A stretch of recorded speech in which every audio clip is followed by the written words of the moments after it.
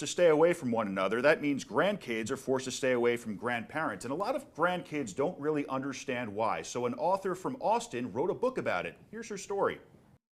All right, you guys. Are you ready? Reading books together. All right.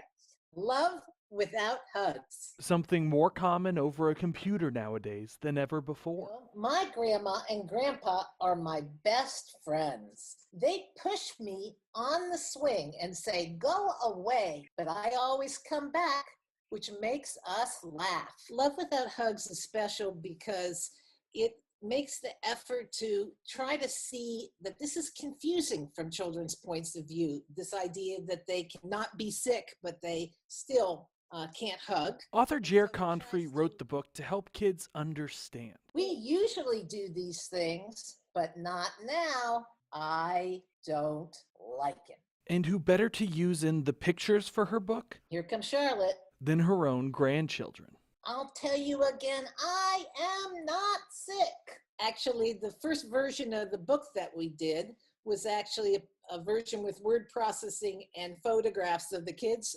We decided to go ahead and self-publish the book on Amazon so we could make it available to other parents and grandparents and kids to help other people also understand this situation. Touching on topics otherwise tough for kids. This can make the person a carrier without them feeling sick at all. I know what here it we means go. to be a carrier, Grandma.